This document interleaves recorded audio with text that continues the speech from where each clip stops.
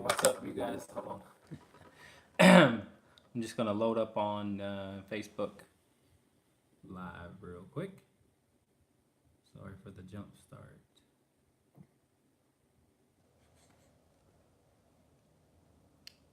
All right, let's get this party started. Dog. Dog behavior Q&A. Number 106.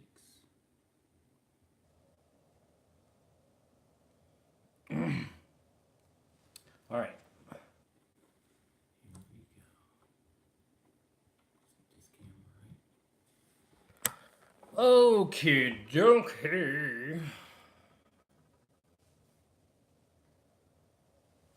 Okay, bam.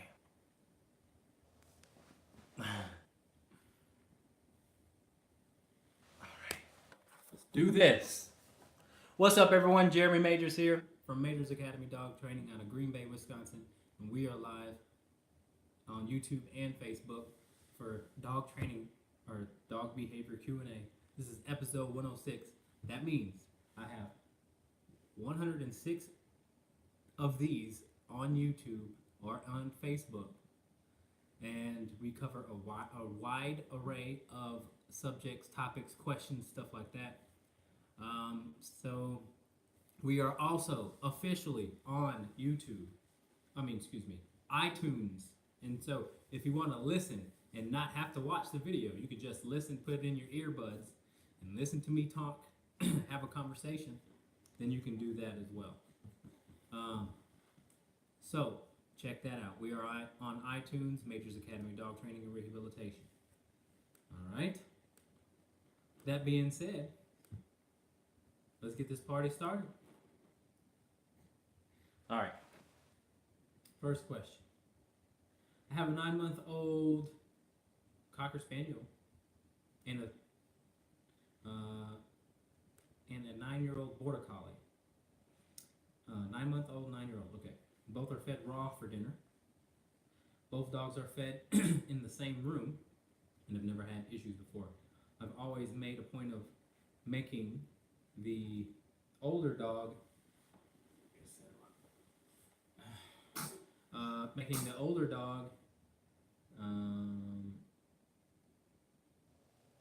point of making the older dog the alpha, which she doesn't have an issue with usually.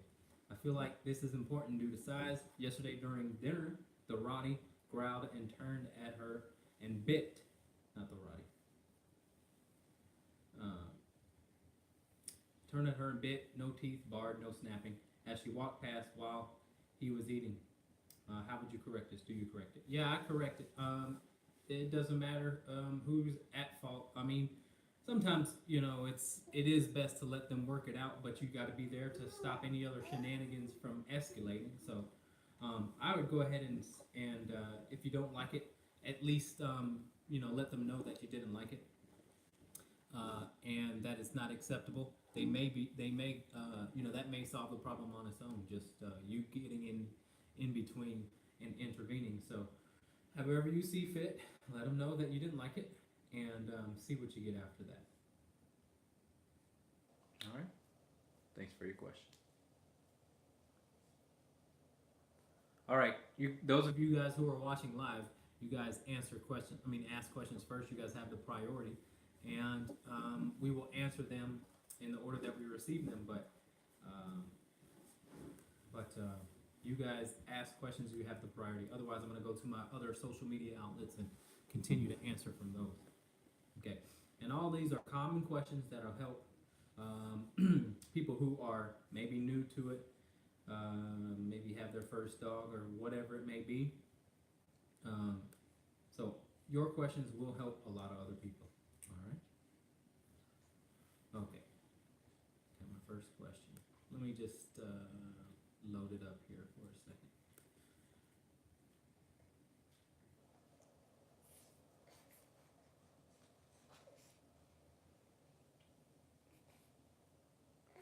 Okay. I have a very resource aggressive dog. I've had to essentially take everything from her. I've managed to somewhat reintroduce balls and toys. to her, but I'm not sure how I should reintroduce things like rawhide and bone. I don't think she will see treats as trading up with them. Also, I've had to kick her off couches because she was claiming them. Now she's very aggressive with her bed. How should I approach that? Well, all of that behavior is behavior that can be, the dog can learn to respect. Okay? So just like you would be kicking her off of the couch, if she gets resource aggressive over the bed, that means the dog gets no bed for a while. I mean, I would take the bed away, but I would also get on to her, and again, however you see fit. But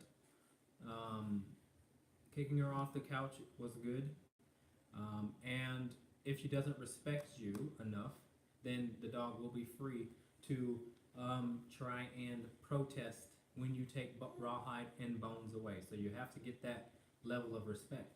Now, if the dog decides to try and bite you or bite you, and the dog wins, then the dog wins.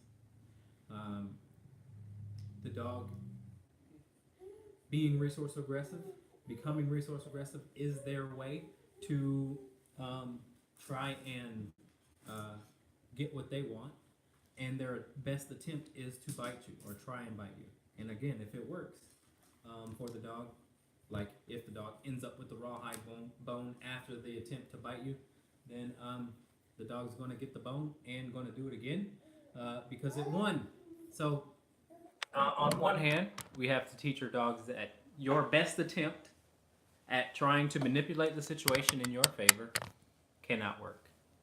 And so what I would recommend doing is never try and take it away from the dog with your arm, hand, or whatever. Don't give the dog the opportunity to manipulate the situation, because obviously, easily, the dog can sink its teeth in you and manipulate the situation to the dog's favor. So use a broom, or use, there's one of those grabber tools that groundskeeper uses. Those really work, but that's only one part of it. The second part of it is when the dog does decide to challenge you, you must give the dog a correction, a consequence, so that the dog will learn to avoid that consequence or that correction. Once that happens, the resource aggression will go away. But the dog does have to learn how to avoid something coming from you in that situation. Will you plug this in? So that's that.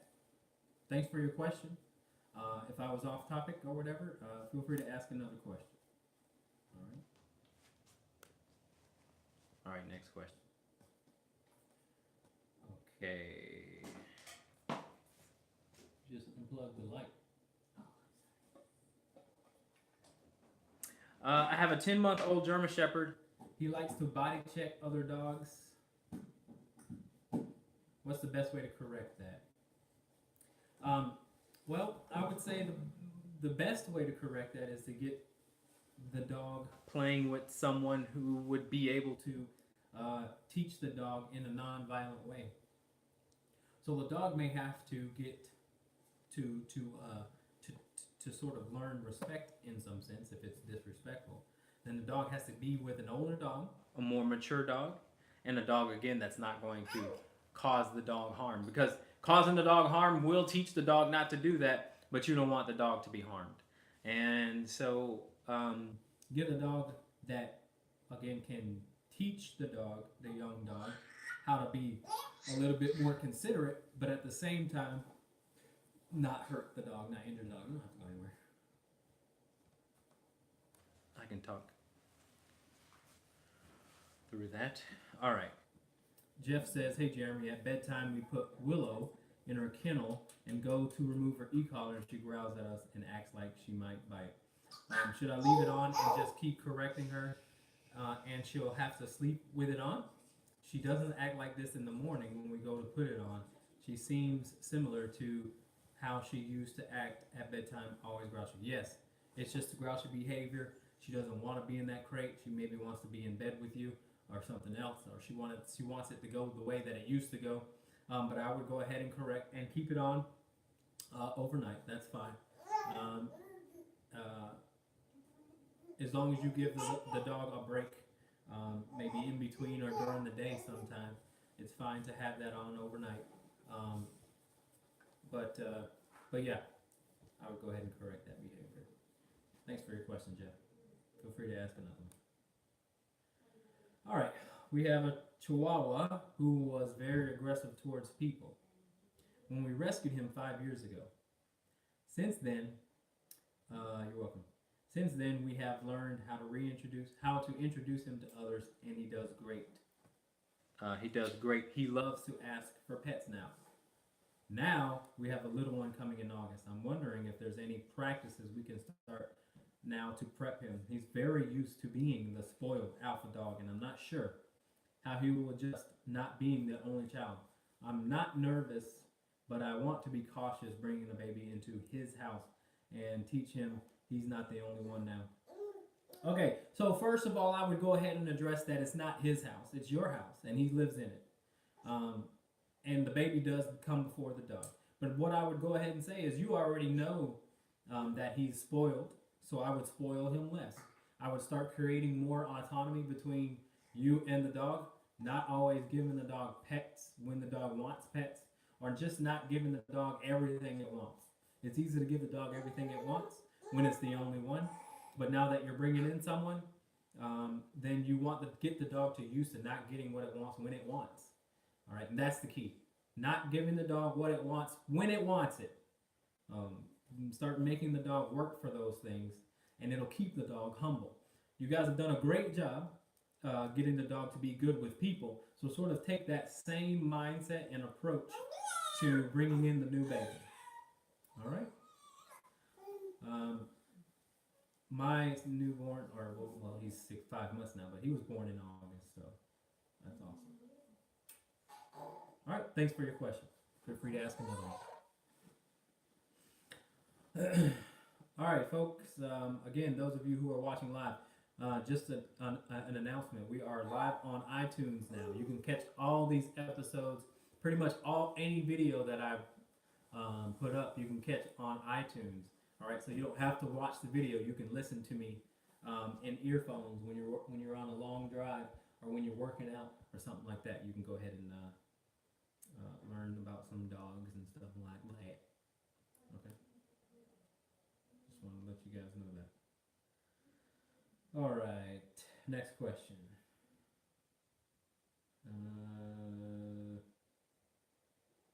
Jeremy, did you see my question? Oh, yes, I did. Okay, Winston. Let's talk about Winston. He's doing great. Given that he is a little dog, little dogs are much more stubborn, more stuck in their ways, more spoiled, and so they take a lot more time than bigger dogs to sort of teach them how to deal with stress, because they sort of do what they want, and they deal with stress how they see fit. Because at the end of the day, small dogs aren't going to cause a lot of harm, do a lot of damage, and they're just not that big. And we naturally feel sorry for them because they're small.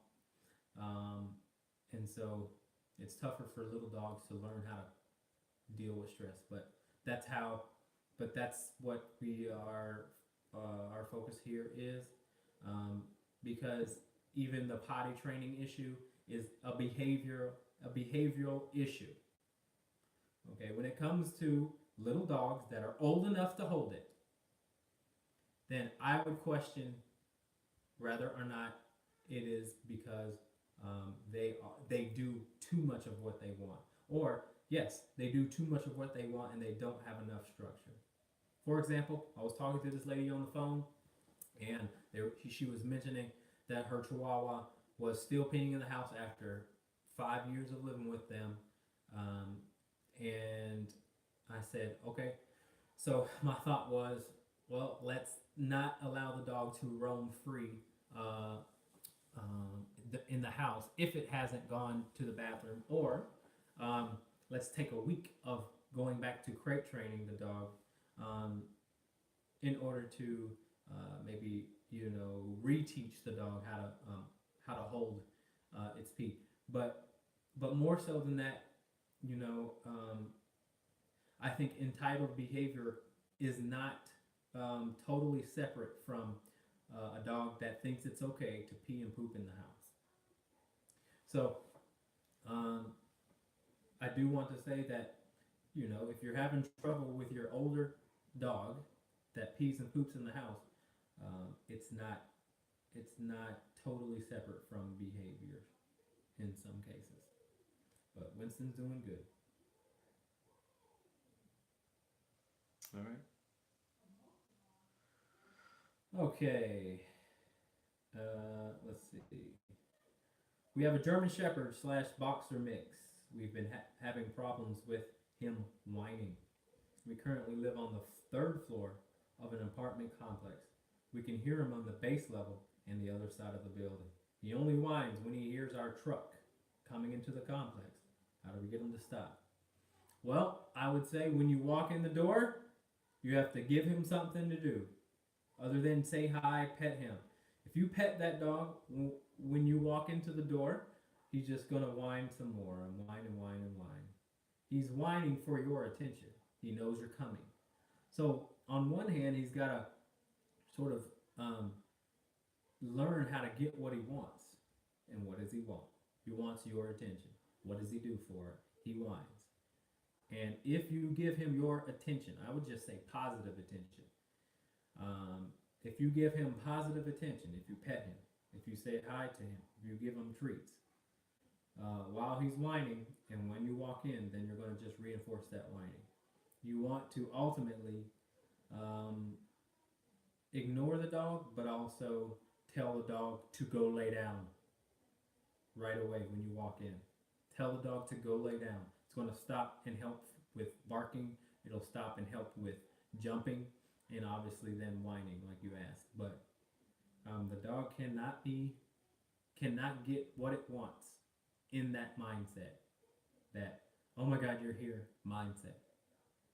That also plays a big role into dogs who are door aggressive or territorial, or if you can't have guests come over.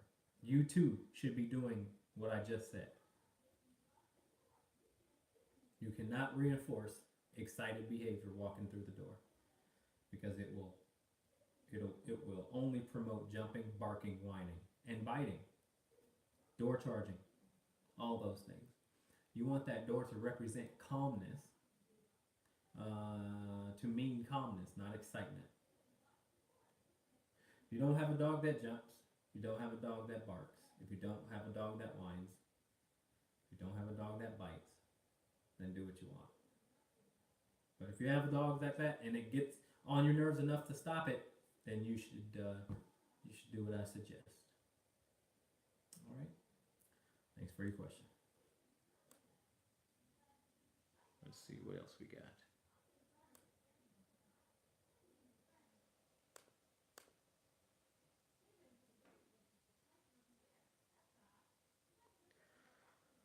Okay. Next question.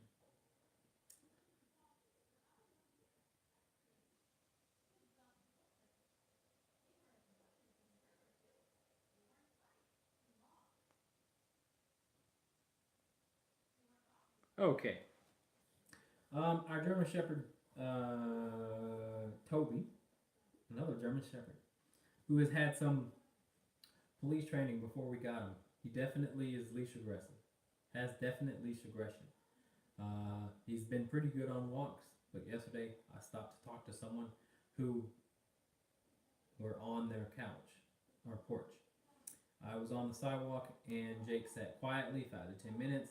Then suddenly he lunged toward them, barking and showing his teeth. I had his prong collar on and gave him a correction. He settled down for a minute or two and then did it again. Why? What is the proper response? Why and what is the proper response? The proper response is to correct him heavier than what you did, because the dog doesn't really trust you to keep that person away from him, and so he has to do what it takes to keep that person away from him. And so, what you want to do again is learn different ways of correcting him to the point where he will rethink his actions in that scenario. First and foremost, don't let anyone come up to you. Um, tell people to keep their distance. No petting. But because your dog maybe had some police training and saw that picture before, that could be a natural response for the dog. And so you also want to reinforce that dog while you're talking. So every now and then, take a look at him and see what it's doing. I would go ahead and put the dog in a down as opposed to a sit, because a down is going to take more effort for him to lunge, more relaxed position for the dog. I would go ahead and put him in a down. And if he's looking at the dude, I would reinforce stay or down, one of the two. So don't even let the dog look for too long without your guidance, without your reinforcement. That's going to keep him in the down and keep bad things from happening, but ultimately leading towards the dog not needing to do that. Because maybe the dog feels like it needs to do that. And so, but what it really needs is for you to be there during those moments and telling the dog, no, down, stop, whatever. That's going to be the ultimate goal of teaching the dog that it doesn't have to do that behavior.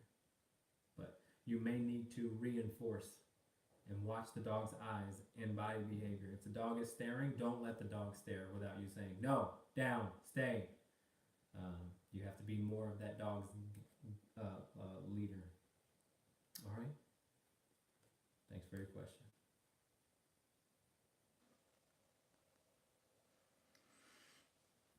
Sam says, I'm trying to train our pit bull to walk on the treadmill, especially during these really cold days. He has shown a lot of fear and anxiety and runs away when I try to lure him on the treadmill with treats. Am I approaching this right? No. Forget the treats. Put the leash on the dog. And just like you would be teaching the dog how to walk, sort of put the dog on the treadmill. Once the dog learns that there's no way out, the dog will start to explore the treadmill the way that you want the dog to be on the treadmill. But for most dogs, well, not most dogs, for some dogs, the change is too drastic. The sound is too drastic. The motion is too dramatic, and they're just going to freak out. So you really do have to sort of force the dog on the treadmill. But so you want to get the dog to realize that there's no way out. You cannot get off. If the dog learns that it can get off, then you have no chance. The dog's just going to get off. But if the dog learns that it can't get off, then it will open its mind up to be good with the treadmill. And some dogs will fall in love with the treadmill, but you may need to, like I said, force the dog on the treadmill without treats. Once the dog is on the treadmill, and it has no way out, then you can maybe introduce treats to change emotional state. But you're not going to persuade the dog to get on that treadmill, especially if it's a highly stressed dog. Now, some dogs handle stress really, really tough, which means if they're stressed out, they're handling it their way, and nobody can get through to them. So that's an indicator for me when I train dogs on treadmill. It's sort of like a temperament test. How easy does the dog take to the treadmill? Some dogs get on it right away, and they look down, and then they look up and they relax. Some dogs, it takes a lot more. But those dogs who take a lot more also struggle in other areas when it comes to presenting stressful stuff. Okay, so I have a really aggressive dog in my kennel right now who not only didn't take to the treadmill very well at first, but also struggled in the place command. The dog needs to learn how to let humans lead the way for the dog. It's going to be very important for this dog to learn that it doesn't have to advocate for itself. It be okay with allowing humans to do so.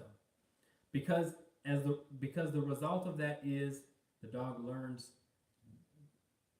that the world isn't so the dog doesn't have to be so reactive in this world, especially when it comes to dogs. So we have to, those headstrong dogs, we have to, with time and the right approach, teach the dog how to handle certain situations, because the littlest things can really stress out a dog. Not just the treadmill, but sometimes some dogs don't even like to walk on wood floors, or some dogs don't know or can't get in the elevators, or something very simple. You know, if you do have maybe a headstrong dog or head weak dog, however you want to approach it, then those dogs are going to be scared of new things, you know. But it's really up to us to show them through those things that would ultimately be beneficial to them, like swimming. Some dogs are scared of water. Some long-haired black dog, black fur, is especially that lives in the South. Those dogs, if they're scared of water, they should be shown how to not be scared of water. It's only going to benefit them, and they'll end up liking it. So, I have a video I'll post on how to get to get the dog on the treadmill. I got a YouTube video on that. All right. Thanks for your question. Feel free to ask another one. Okay, my dog lets me know she needs to go outside by demand barking, but she also demand barks to be played with. Annoying. I sometimes use the doggy don't if I know she doesn't need to eliminate at that time, but I'm not sure I should be completely discouraging the barking. FYI, she's a small dog. So I would maybe look at it like this. My dog's never barked to go outside. I just know that they need to go outside. I set the time and they go outside during those times. Now, if they've eaten something that's foreign, they'll show me that they have to go outside I can just tell the difference, right? The subtle difference. And the dog may be getting uncomfortable and may walk towards the door. That's not normal for my dogs, because I let my dogs out to pee. I don't let them they don't make me let them out. So I just stick to a certain time frame, and I let them out when I want them to go out, and that way they're not barking at all. So you can cut out barking in its entirety because some dogs will bark to be let outside and not have to pee, which again, is something that as a result of your approach that might happen. So I let my dogs out when I want them to go out. That's it. So why don't you give that a shot? All right. Thanks for the question. Feel free to ask another one. Those small dogs, man, they're difficult. I'm going to start asking small dog owners for 4 or 5 weeks instead of 3 weeks. All right. Cameron says, I have a 7-year-old rescued Mastiff boxer that gets anxiety and aggression when seeing another dog on walks. This includes barking, jumping, lunging, and he bites the leash. I started using the prong collar, which has somewhat helped somewhat. Please help me understand anxiety and aggression on walks. I would say it's fear. The dog needs to. So now you've gotten a tool that will help. But the point of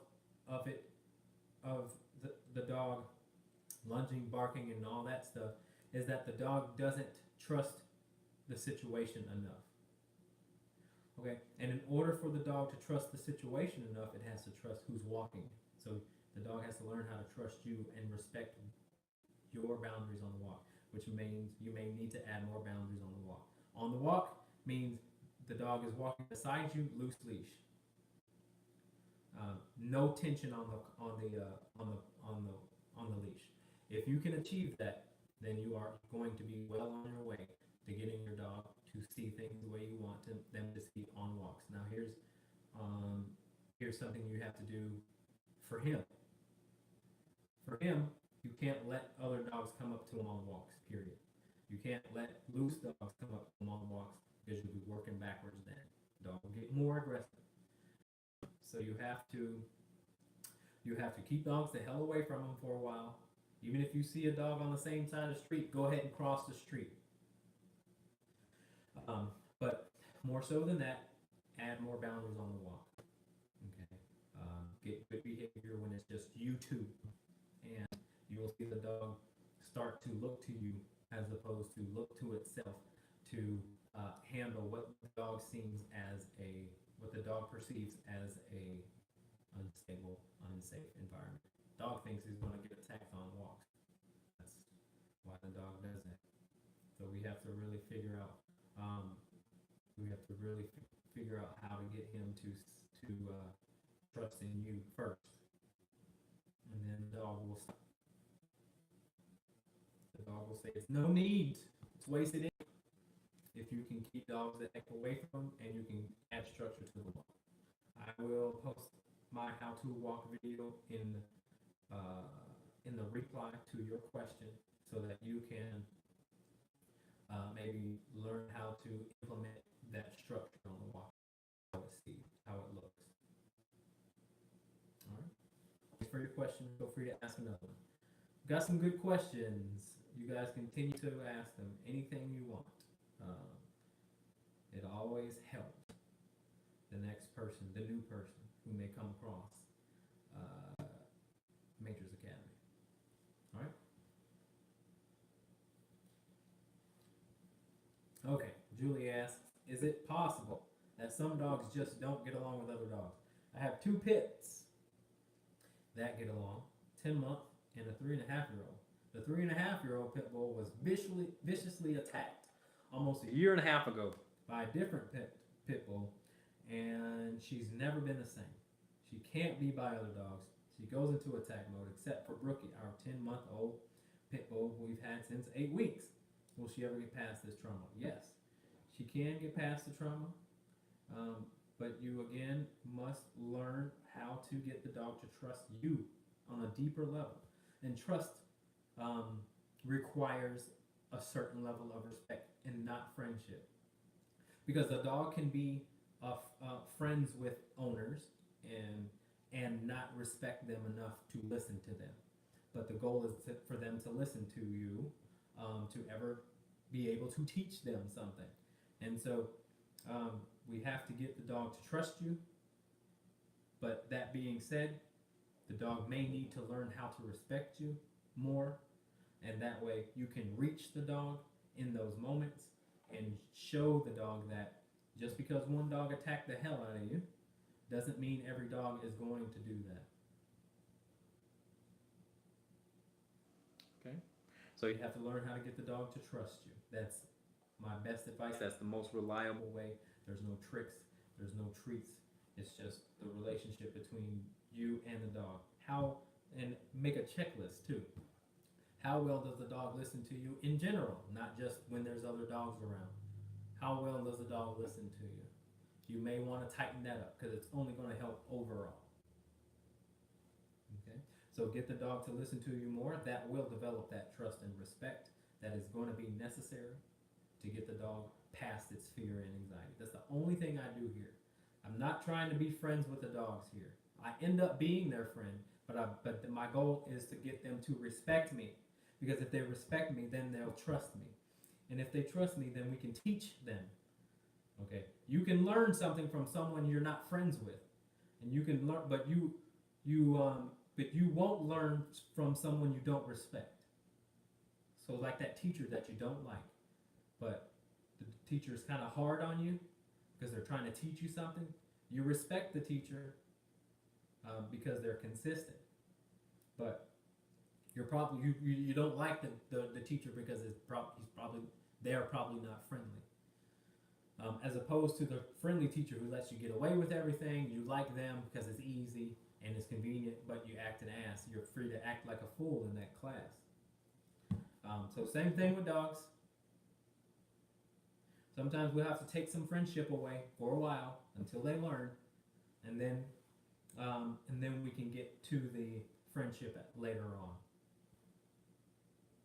Hope that makes sense. Thanks for your question. Okay, I think we had another one. Maybe not. Yep. How do you know when a dog is getting enough exercise? When it's not running around in the house.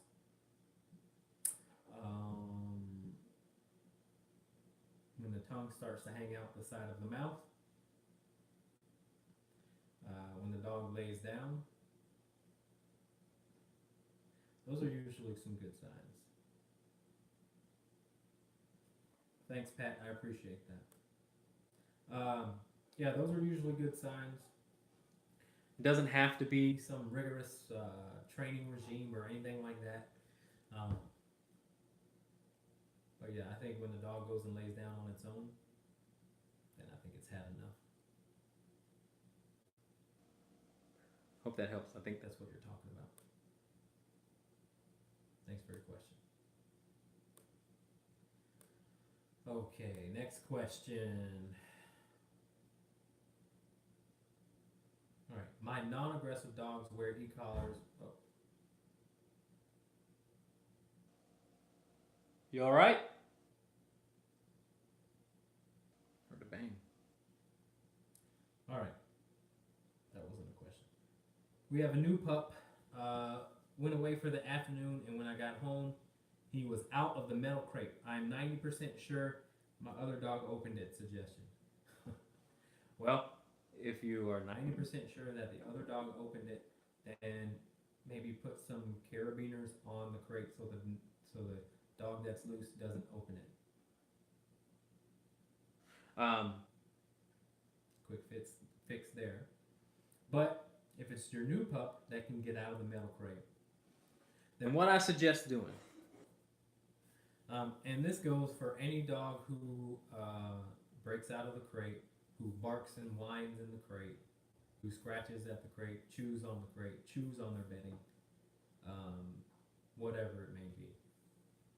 What you have to do is spend more time in the when it's in the crate when you're home. So when you're home, put the dog in the crate.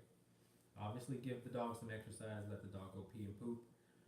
But when that dog's in the crate, you have your opportunity to correct those behaviors that when you leave, they get into. Because even though they may not necessarily bark or chew or try and get out while you're there, you can still teach the dog how to be calm in the crate. Okay, so a couple of rules that I have in the crate. Now, I know this will work because I take new dogs and I have to put them in the crate. Some dogs haven't been in crates in years. Some dogs notoriously break out of crates. Some dogs have severe separation anxiety.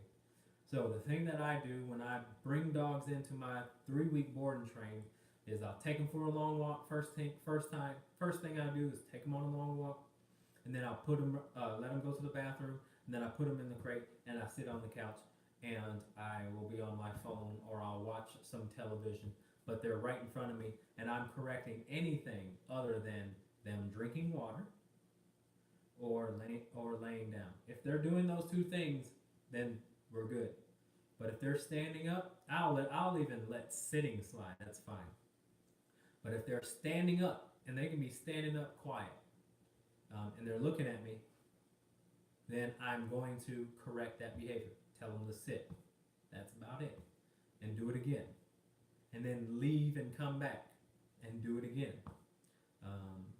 You have to sort of, do your thing, and then they accommodate to you, as opposed to them doing anything other than laying down to get out of the crate. This is how you're going to fix separation anxiety. This is how you're going to fix all of the stuff that you were talking about. I mean, if they're, well, all the stuff I was talking about.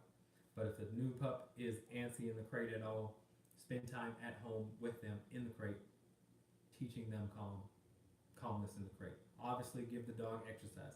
It will be unfair to create a dog and expect them to behave to a certain degree, especially a pup, if they haven't had exercise. So make sure you go ahead and give the dog exercise before you teach crate training. It'll just make the learning easier for you. And it'll make it easier for you to teach. All right? Thanks for your question. Next question. Dog to dog fence aggression. Fence charging. How do you approach that? Good question. So many people probably run into this issue.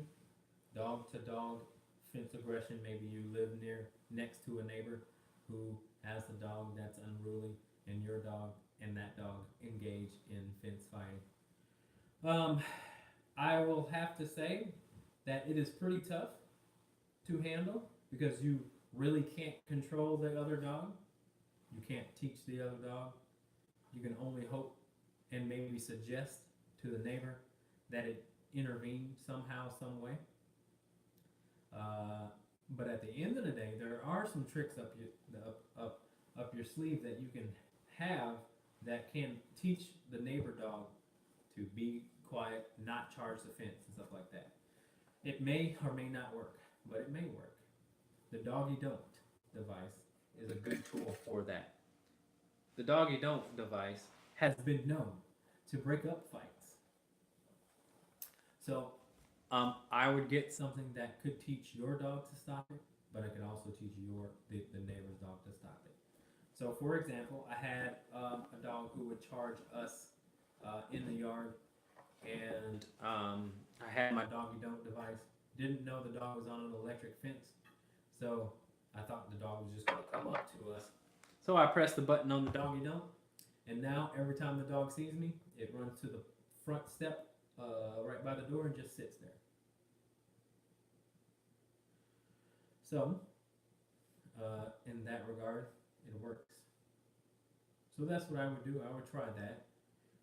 Again, it's pretty tough. You can also, correct your dog for engaging, because if you correct your dog and you can sort of teach your dog not to engage, then the other dog has no choice but to not engage as well. So if you can figure out how to get your dog to not run towards the fence, and then obviously engage in fence fighting, then the other dog may also decide not to charge the fence and start to fence fight. All right. Thanks for your question. Okay.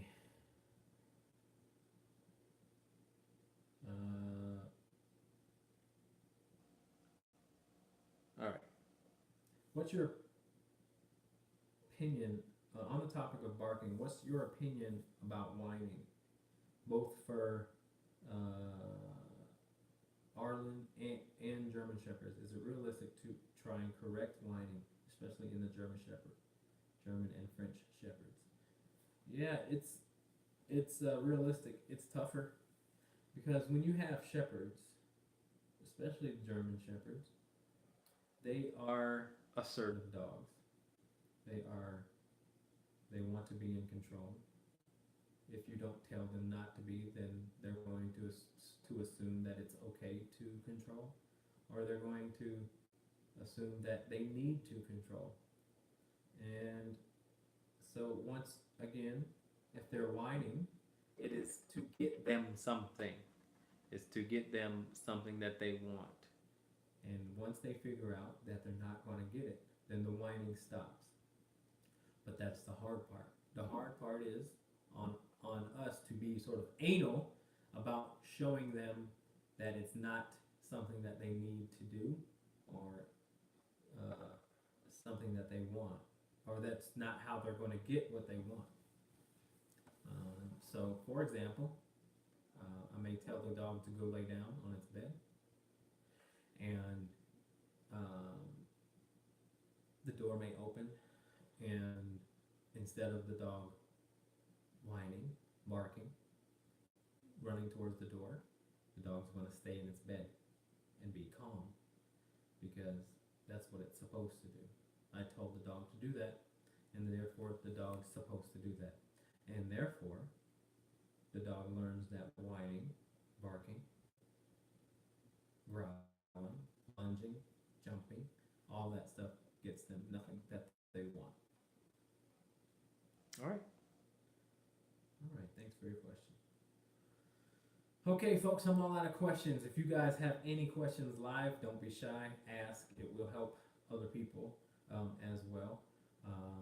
Otherwise, if we don't have any other questions, I think I did have something I want to talk about, but I'd have to remember it. I don't really remember. When I do my best thinking when I'm walking dogs, and trainers of my similar experience would say, "Why are you still walking dogs?"